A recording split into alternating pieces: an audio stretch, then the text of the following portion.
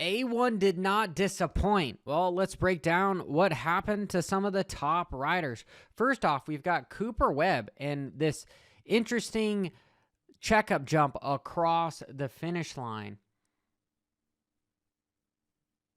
Just endos right over. And we could all say and agree that it had to do something with him being frustrated where he couldn't get around Anderson. But there is more to that. And the first thing I want to tell everybody is these jumps are not really designed to be jumps. They're supposed to slow you down, because if you're building a supercross track or just a moto track in general, when it comes to lips, you want to have at least a 1-to-3 ratio. What I mean by that is if your lip is 6 feet tall, well, then you need 3 times or 18 feet from the top to the bottom so that you don't get this weird kick where you'll see riders having the asset kick up. If you go anything smaller than that, a 1-to-1 ratio, if it's 6 feet tall and you have a 6 feet from the top to the bottom, that sucker's going to kick you, even a 1-to-2. And this checkup jump is just that. So it's not meant to be hit fast, because you're going to do what we see on moto fails all the time with somebody on a little 50 that is sitting down and they endo hard. So if we back up, what happened here?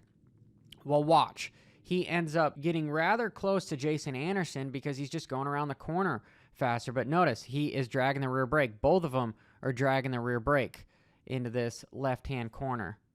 But see how close he's getting to him. So what he's going to do is Jason has got the line, and Cooper is just going to slightly just move inches over. That's when it all goes wrong, is he gets out of the line. So if I back this up again, watch. Here, he stood the bike up, and as opposed to going Anderson's line, he just goes just a few inches to the right, and that's all it took to get that sideways kick. And there's just some bigger bumps over there, a bigger kicker, and it takes him overboard. Here's him doing it correctly, and watch the line that he's doing it. This was in his heat race, where that same rut, he's not near as far over as he is in the main event. He is much closer to the gnarly rut that everyone is trying to stay out of in the main event versus heat race. Cooper, he's a few inches to the left, where we see that's the line that Jason Anderson was taking.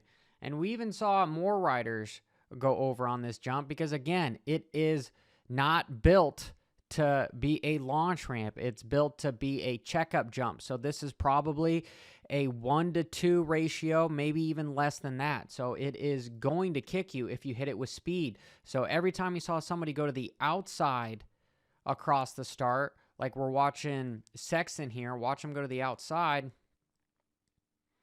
he's got much more speed heading towards this kicker. And what does it do? It kicks him. Here, we'll watch it. Boom.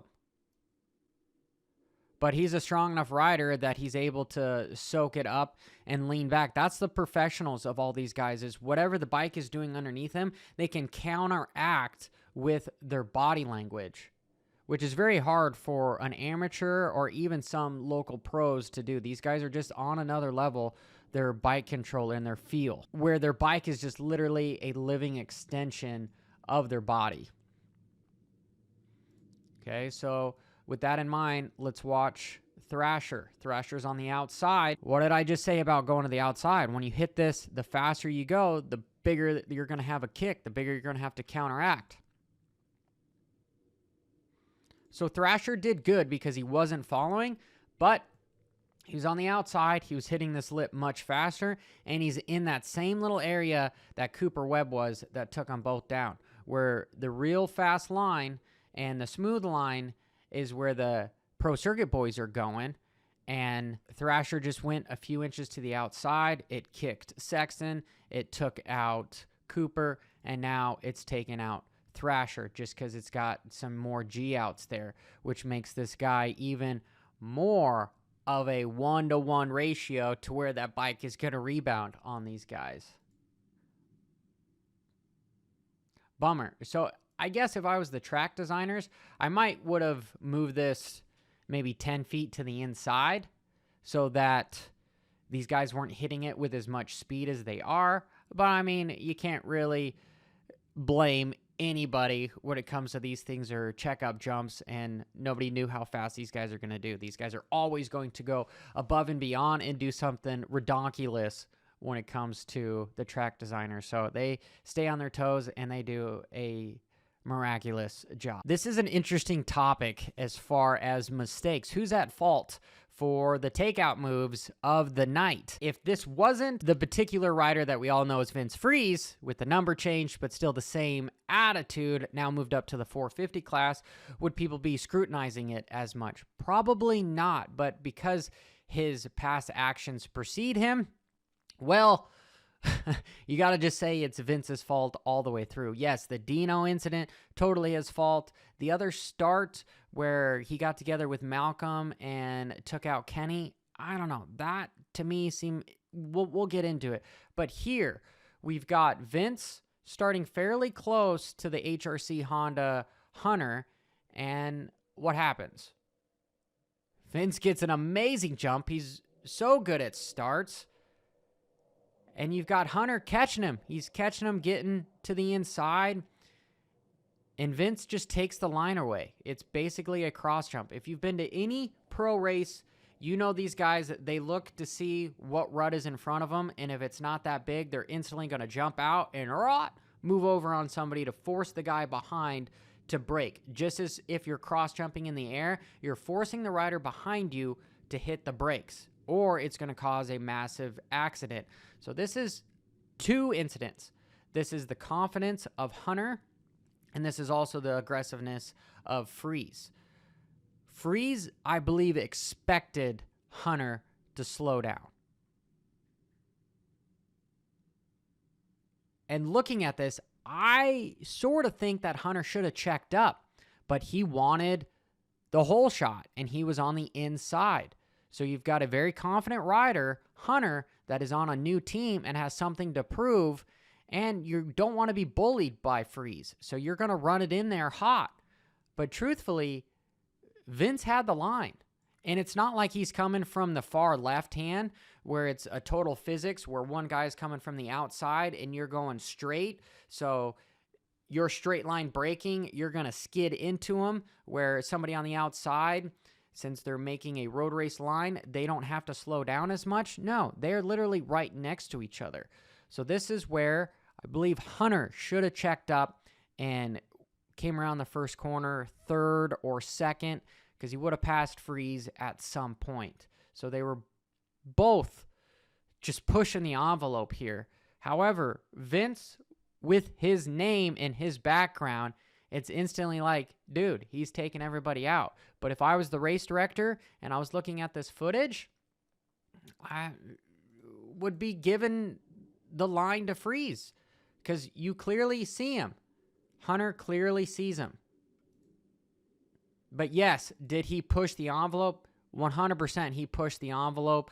Did he mean to block Hunter? Oh, 100%. This is where I have a problem. Is Vince put Hunter in this position to where he gave him the only option of you either check up or you run into me. And that's the problem I have with Friese's riding.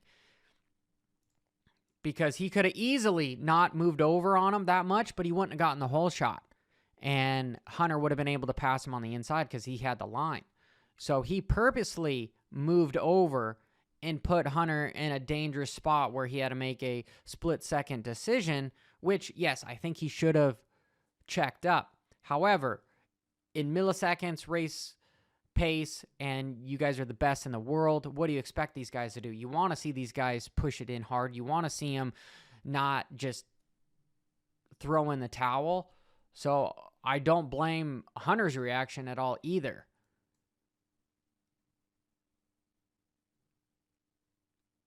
And that's really my take on the start deal, where if it wasn't Vince's name, it wouldn't have been that big of a problem. But Vince keeps doing this stuff because he's putting riders in precarious situations on purpose. That's the point I'm making here, is it's on purpose. You're forcing the rider to check up. And it's not like it happens every other race. It seems to happen every race, which is a problem. So that's why I believe the race director should have a conversation with Tony Alessi, MCR, and go, guys, what is going on? You are now on probation, even though that this was more of a racing incident. That is what I would have at least recommended for the series to do to help just keep the riders safe. And it's not like Vince doesn't keep pulling this stuff. So yes, race incident. However, it keeps happening. So for there, you got to do something. In the main event, are we going to blame Friese again? Okay, here's Friese and Malcolm. Did they touch? They might have touched. And therefore that happens again. If they touch, then you have the irony that, hey, Vince is involved. So, it must be his fault. Why is it when something goes wrong, his name is there? That is the issue that should be talked about. And yes, 100%. In the main event, after what happened with Malcolm and Kenny, you've got Dino and Friese getting together. Not Dino's fault. You're just going, dude, that's 3 major incidents in one night. Regardless if any of them were your fault or all of them were your fault, you are the only rider that's involved with all of them. Very, very interesting. I want to know your guys' comments below. While we're on the topic of mistakes, we've all heard the analogy that if you fail to plan, you plan to fail. And we have very busy schedules, but season is coming up, springtime, summer, whether you're getting ready for Loretta or just a weekend warrior, you might not have a whole lot of time. Well, Complete Racing Solutions has developed a new express training program that requires 30 minutes or less, and you still get all the top functional fitness, flexibility, nutrition, partnership discounts, live webinars. Make sure you go check out CompleteRacingSolutions.com. Jett's crash after the whoops. This is actually Prado. And watch what he does, is he makes relatively almost the same mistake. You can see him counter weighting the motorcycle because you're going from a long whoop section to a 90-degree, keyword, 90-degree right-hander where you can't drag that rear brake. So how are these riders supposed to slow down and make a deep rut around the entire corner? Well, you can see Prado tries to move his body weight over because everything is pushing him to the outside, to the left. And what happens to Jett? And this was really the first kink in Jett's armor, was when Cooper got by him and Jett had to regroup to try to get back by him. And he makes a mistake. He shows that he potentially can be beat.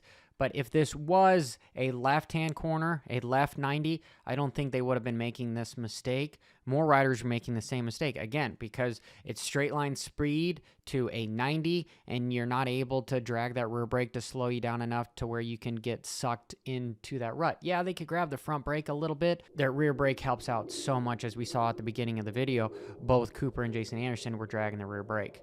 So he just comes in there on the outside, hauling butt, and just has too much inertia moving to the outside. That's all it was. Plus, yes, like Stewart said, Cooper was getting into his head because he was riding hard. He was riding above his, I wouldn't say above his ability, but he was laying it down. He was laying down the lap times. He had the fastest lap time of that heat race to try to get around Coop. And before I show you the last one with Webb and Sexton, hey, if you've made it this far, make sure you hit that subscribe button. I know a lot of you guys are doing this, and I really, really sincerely appreciate it. I make these videos every week, so I just want to say thank you.